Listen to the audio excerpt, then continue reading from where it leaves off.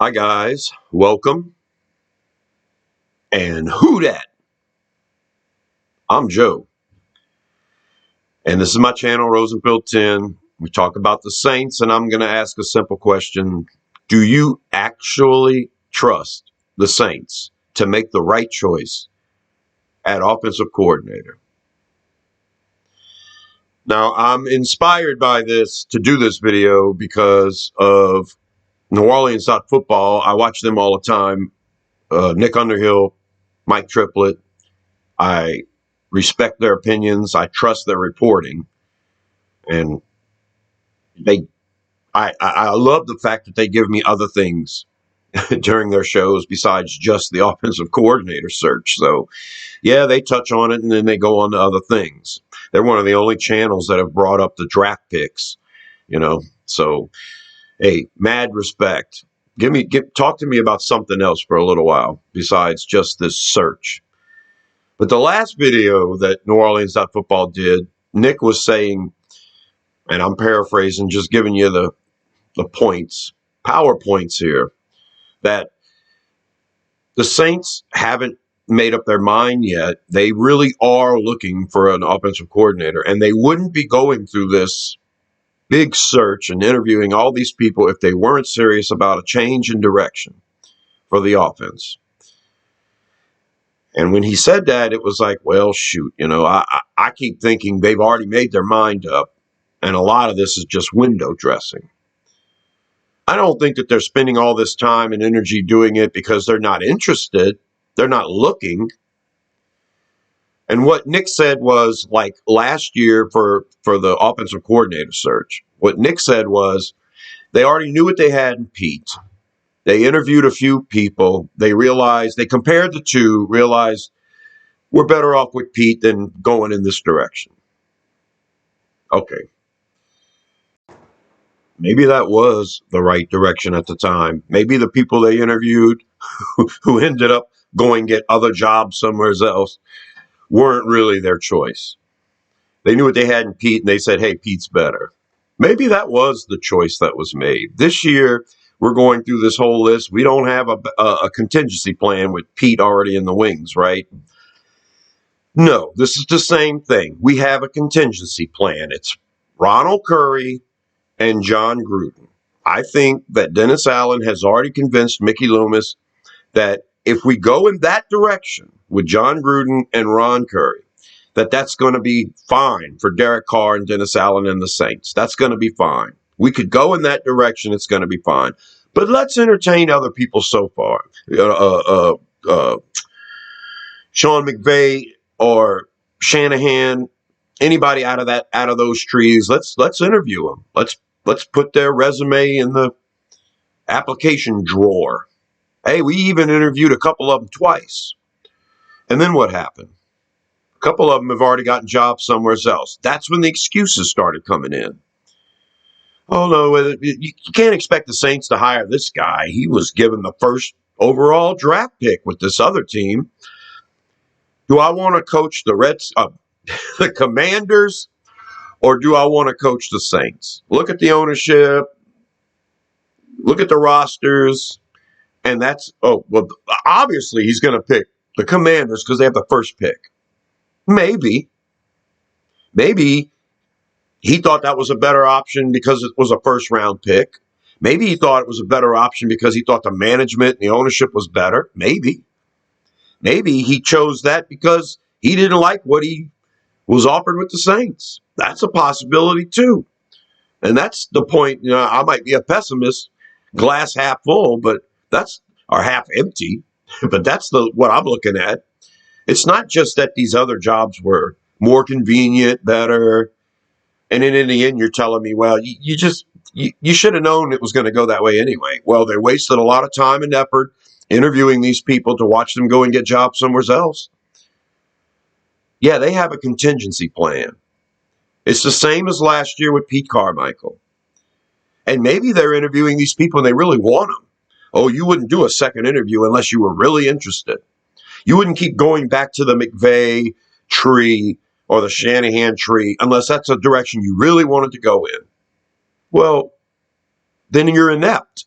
because you haven't landed any of these people. And you settled for, you had a contingency plan, and maybe you want to convince me they didn't settle?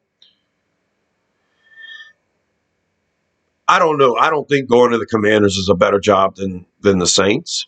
The ownership here is patient, right? Management, they'll be patient. You can come here and suck for 2 years, and they'll give you a third year. It's not the same situation this year with the Saints, though, is it? You do have a lame duck coach. You'll probably come in, you'll have 1 year, and I said it's fine for a guy that wants to show what he can do as an offensive coordinator. You take this job, and no matter what happens with Dennis Allen, you'll have whatever you have to offer, you'll have it out there on film for people to look at. But that's for offensive coordinators who don't really have many other options. You only have 32 teams to choose from, but if you have your choice between 3 of them, you might pick the other 2 every time. Maybe it is a bad situation for the Saints. The reason why I'm so pessimistic about it, the reason why I'm doing this video, is because even if the Saints were intentional about choosing Pete Carmichael last year, was it the right choice? I mean, we finished in the top 10 in scoring, right? I think that's what we finished with. Number 9 in scoring. Number 14 in yards. So offense, as a whole, wasn't horrible. When you look at the final stats, when you watched every game, you knew it was pretty bad. So the Saints, are they going to make the right choice? They chose Dennis Allen. When they did, at the time they did, I thought it was a good pick. And then after the first year, I thought, well, no, you need to change the offense. Now you got, New Orleans.football telling me, well, no, they compared a few and they decided to go with Pete anyway because he was the better choice. That didn't work out. So what's going to happen now? They didn't hire any of these people. They second interviewed them, so they really want them. So that's what Nick's telling me. No, they really want these other guys. I'm pretty sure Nick will agree with me that they have a contingency plan with John Gruden and Ron Curry. But they think that that's a good direction to go in, but they're going to entertain a lot of other offers first before they settle with that. But they still think that the contingency plan is going to work. So what they're doing is they really want somebody else. They really want to change the direction. Well, that's ineptitude. They're not getting the people. These people are going other places. And if you're telling me that, well, you should have known it was a better situation anyway, yeah, what's the point of even paying attention? The point of paying attention, I guess, is to say that this franchise is no good, that they're inept. My biggest complaint was Mickey Loomis. When we had Sean Payton and Drew Brees, it was easy for Mickey Loomis to be hands off. Just let Sean Payton make all the decisions. And Mickey Loomis became the vice president of the Pelicans, and this guy who knows so much about football and management all of a sudden became the vice president. He knows about basketball and management. Are there any pictures of him bouncing a basketball out there? I don't know. You tell me. So he was the vice president from 2012 to 2019 with the Pelicans. I don't know how many championships did they win. Were they really good? You tell me. So maybe he's not involved in that anymore. I still like the picture of him and the Pelicans in the background to remind everybody that he's a manager. He's a business manager.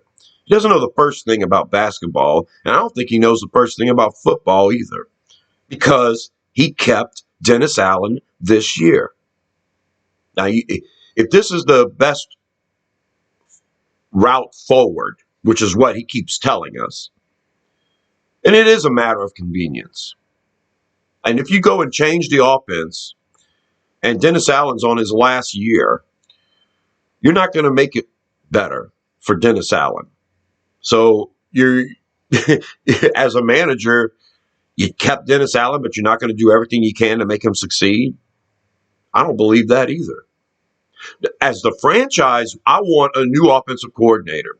I don't care if Derek Carr struggles next year or not, as long as he gets it, and that's the direction we go in. A new offense, and that's the way to go. It's going to be hard because I don't trust Derek Carr to learn a whole new system and be a winner, especially with Dennis Allen as his head coach. I don't expect that. So at best, we hire a new offensive coordinator, new system, the direction we should go in. I don't think the Saints are 9-8 next year or 10-7. I think we struggle. At best, we finished 8-8 or 7-10 or maybe 9-8. So what do you do at that point? Are we going in the right direction then? Because I feel like I'm repeating as a fan, and I'm only a fan.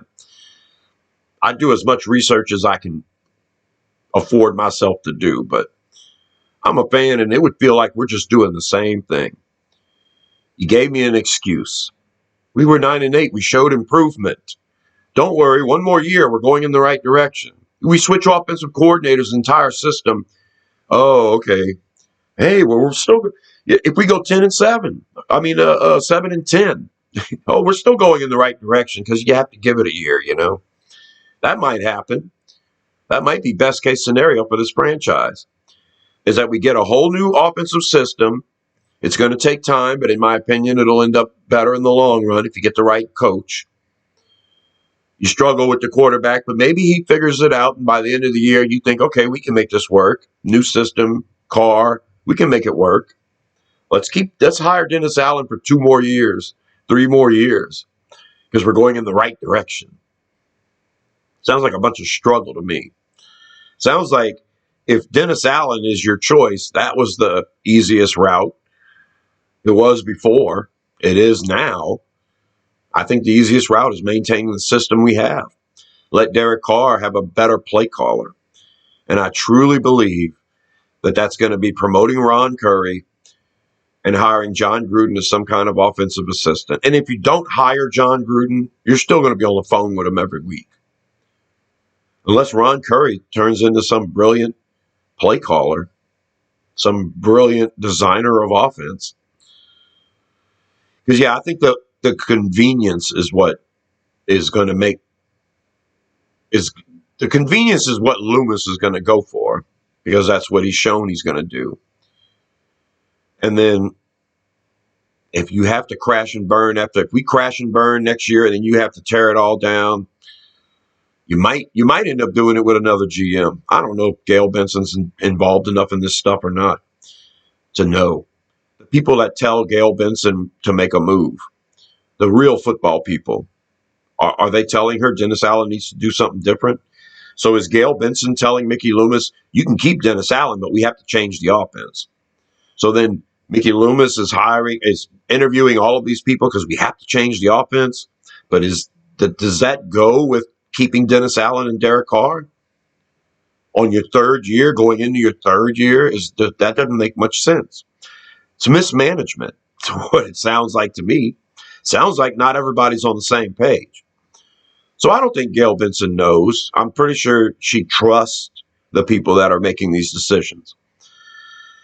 So do they know? I don't know. Dennis Allen, I don't know. Maybe he's got pictures of somebody or something. I don't know. You're telling me it's the right decision. Mickey Loomis is going out there and telling me this is the right decision. And the fan base don't feel it. We don't feel it. So I think it's ineptitude. I think Mickey Loomis, and Mickey said it when he was doing his gum-smacking press conference with his index card. He was trying to convince everybody this was the direction, this is the way to go. And he said that he hasn't paid enough attention or hasn't done enough in the last couple of years, and that's got to change. When he said that, I was like, well, what else are you doing? You're no longer the vice president of the basketball team. Sean Payton's gone. You hired Dennis Allen, and you're not involved enough? That's what you're admitting to me? I haven't done enough. You mean when all you had to do was try to figure out how to make the Saints a winner? Post Sean Payton. That's all you've had to do. And you haven't done enough, obviously. ineptitude. I do not trust the Saints to make the right decision because I think the right decision is going in a different direction offensively with a whole new quarterback and a whole new head coach. That's what I think we should do. But you chose the head coach, and now if you switch offenses, you're making it harder on Carr and the coach. I think you have your contingency plan, and maybe me and Nick can agree on that. You have a contingency plan in case everything else fails, and everything else will fail because we're going to get excuse after excuse. Oh, no, he got promoted with his team. That's why he stayed.